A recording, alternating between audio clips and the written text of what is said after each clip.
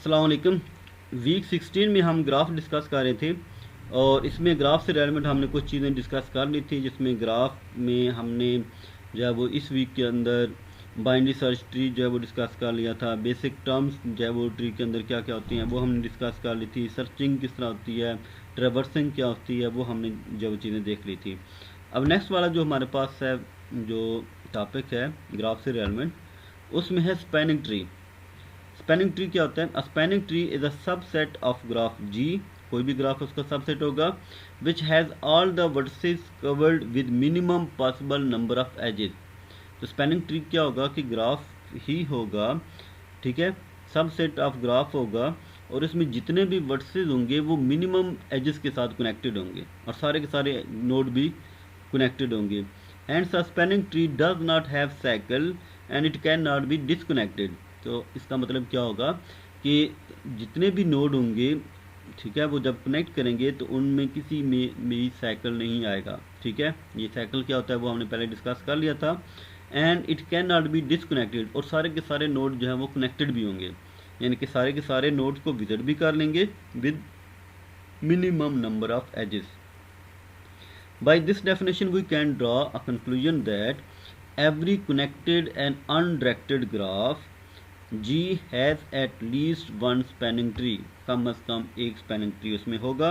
A disconnected graph does not have any spanning tree, अगर disconnected होगा तो फिर स्पैनिंग ट्री उसमें नहीं होगा, as it cannot be spanned all its vertices।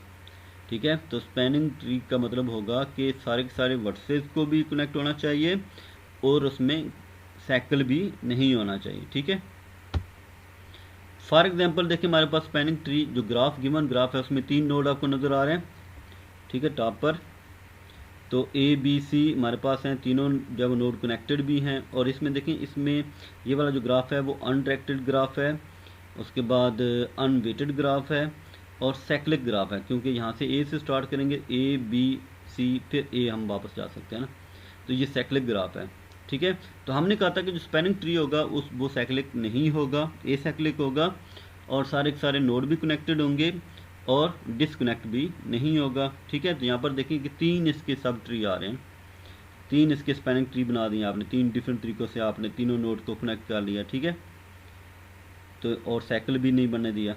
ठीक है, तो सब स्पैनिंग ट्री में साइकिल नहीं होगा और सारे के सारे नोड भी कनेक्टेड होंगे।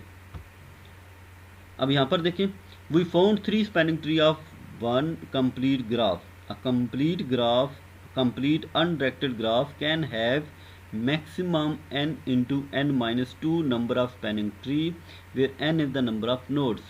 अब देखिए हमारे पास जो गिवन ग्राफ था उसमें 3 नोड थे, तो उस पर फार्मूला अप्लाई करेंगे तो हमारे पास 3 स्पैनिंग ट्री बन जाएंगे। ठीक है, तो ये आपको फिगर में भी नज़र आ रहा है, लास्ट स्लाइड पर भी हमने देखा था इसमें 3 नोड हैं, तो हमें 3 जो है वो इसके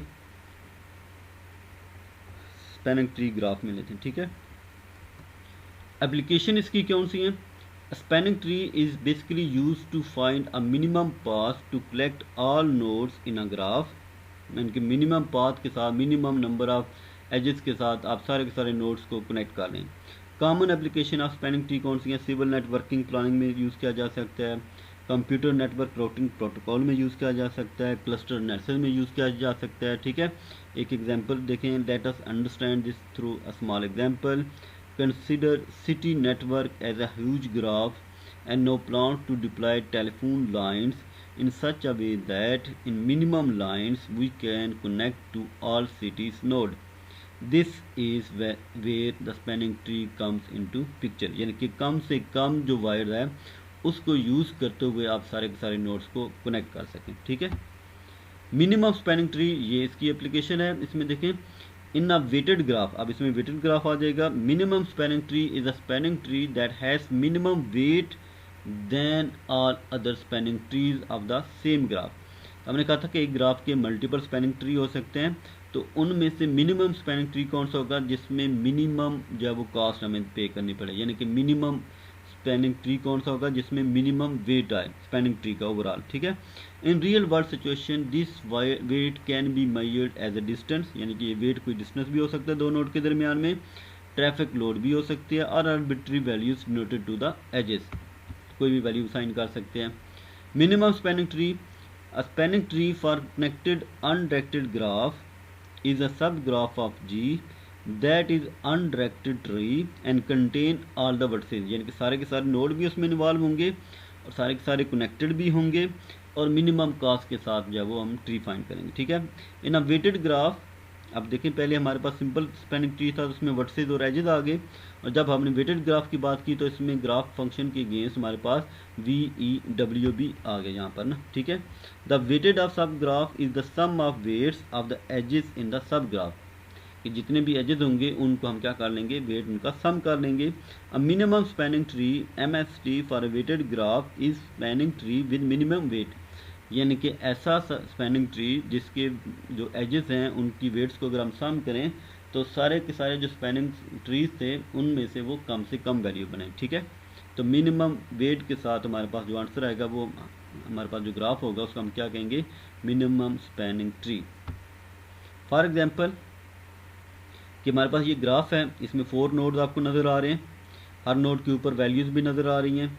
तो अगर 4 नोड्स हैं तो 4 नोड के हमारे पास जब स्पैनिंग ट्री डिफरेंट टाइप के बन जाएंगे तो इसमें से हमने मिनिमम स्पैनिंग ट्री फिर फाइंड करना है, MST, ठीक है। यहाँ पर देखें कि सपोज हमारे पास जो है वो ये 3 नीचे स्पैनिंग ट्री गिवन है, उनकी हमने कॉस्ट फाइंड की। तो पहला जो लेफ़्ट साइड पर हमारे पास है इसकी कॉस्ट कितनी आ गई, 6, उसके बाद यहाँ पर भी 6, तीसरे में हमारे पास 7 आ गई ना। तो इसको आप जो है वो उस फार्मूले में आप अगर अप्लाई करें तो हमारे पास n इंटू एन माइनस 2 था, तो n की वैल्यू यहाँ पर कितनी है, 4, 4 इंटू एन माइनस 2, यानी कि 4 इंटू 2 कितना हो जाएगा, 8 हो जाएगा। तो 8 इसके मिनिमम स्पैनिंग ट्री बन सकते हैं, पॉसिबल वेज ना, ठीक है। तो उनको यूज़ करते हुए आप फिर उनकी वैल्यूज़ को फाइंड कर सकते हैं। तो ये अभी 3 हमने यहाँ पर मैंशन किए हैं।